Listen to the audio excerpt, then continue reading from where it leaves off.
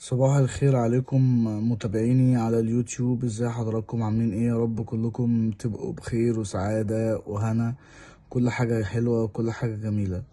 طبعا موضوع حلقتنا النهاردة زي ما انتوا متعودين ان احنا طبعا بنشوف اسئلة الناس اللي تخص زراعة الشعر الطبيعي، ونعرضها على حضراتكم ونجاوب عليها مع بعض عبر منصة يوتيوب طبعا، وبيج الصفحة الخاص بالمركز بتاعنا طبعا متخصصون في زراعة الشعر الطبيعي والدقن والتجميل. طبعا أسئلة كتير جدا أنا عايز أجاوب عليها مع بعض.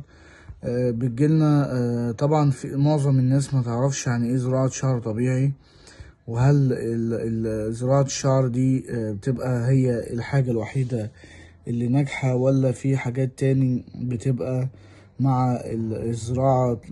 هل يا ترى هي دي الحاجة الوحيدة اللي ناجحة وهي دي العلاج الجذري للصلع الوراثي ولا لأ؟ طبعا في ناس كتير ما تعرفش الموضوع، ما بتتصفحش، ما بتدخلش على يوتيوب او فيسبوك او تدخل تتصفح هي، بس الموضوع شوية معاهم ان هم عايز يطلع لهم شعر وخلاص كده، زي ما احنا متعودين ان هو دي الحاجة الوحيدة اللي دايما بنقول هي دي العلاج الجذري للموضوع بتاع الزراعة، وهو ده العلاج اللي بيجيب من نهاية موضوع الصلع. زي ما احنا عارفين مع بعض طبعا، مش معظم الناس متعرفش الكلام ده، بس انا حابب برضو اجاوب على اسئلة جاتلي بخصوص يعني اللي بيدخل يقول لي انا عايز اعرف الزراعة بتاعتي ناجحة ولا لا، ازاي اعرف ان الزراعة بتاعتي ناجحة؟ طبعا احنا زي ما قلنا قبل كده يا جماعة ان زراعة شعر مش اي حد نروح له بيبقى فاهم فيها، ومش اي حد نروح له يطلع لنا نتائج اللي احنا محتاجينها. عايز اقول برضو ان معظم الناس بتروح لمراكز اللي هي مراكز قليلة في السعر، 5000 و6000 و7000 جنيه ولحد 10000 جنيه. طبعا انا مش عايزك تنضم ناحية الموضوع ده، لان المراكز اللي بتبقى اسعارها رخيصة معظمها بيشتغل معاك تكنيشن، مش خبرة سنة على الأقل أو خبرة سنتين.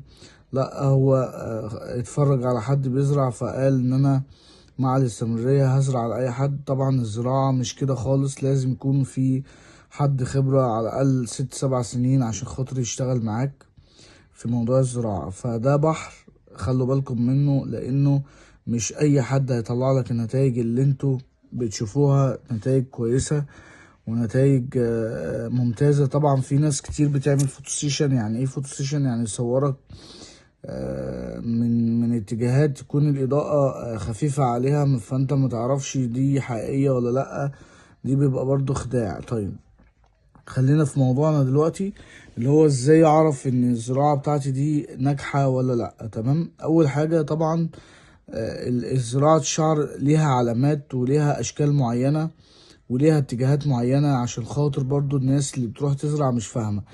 بمعنى ان طبعا زراعة الشعر تتلخص في ايه؟ 3 حاجات. اول حاجة اكتطاف، تاني حاجة زراعة، تالت حاجة تنسيق خط الجبهة وتنسيق البصيلات. تمام. الموضوع عندي مش بالعدد، الموضوع عندي بالمنطقة المنحة هتطلع لي كام جرافت. الكام جرافت دول اذا كان 1000 2000 3000 هقدر اوزعهم ازاي على مكان الصلع، واقدر اوزعهم بكثافة عالية في المكان عشان خاطر البصيلات تتحط صح، وعشان خاطر البصيلات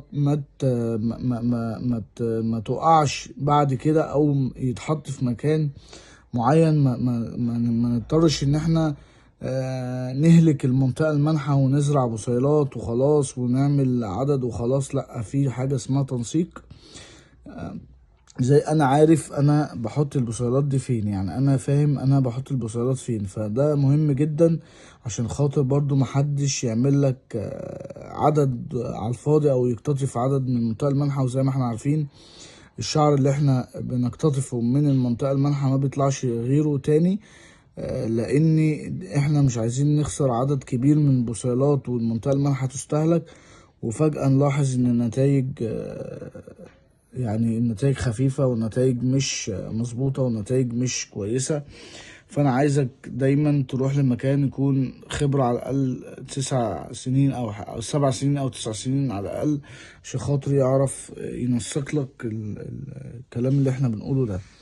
تمام، دي حاجة. الحاجة التانية طبعا بعد مرحلة الزراعة بنبدأ ان احنا نستخدم علاجات بسيطة كده بعد الزراعة بيوم، عشان خاطر نحافظ على البصيلات اللي اتزرعت، وعشان خاطر ندي فيتامين كويس للبصيلات اللي اتزرعت، وتبدأ ان شاء الله بإذن الله في زرع البصيلات جوه جدر جوه جدر الرأس طبعا، عشان خاطر ناخد نتائج كويسة.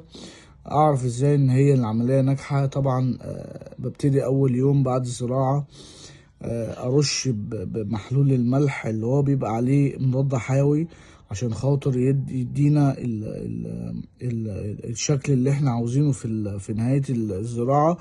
نبدأ بأول أسبوع طبعا نرش كل ربع ساعة على البصيلات اللي اتزرعت بمضاد حيوي مع المحلول مع البخاخة. طبعا نفضل نرش لغاية أسبوع على الأقل، عشان خاطر ناخد الشكل اللي هو شكل الزراعة الطبيعية، اللي هو كأنك حالق بالمكنة زيرو. تمام. طبعا فيما بعد بيبقى في حاجة اسمها أول 3 شهور من الزراعة تساقط.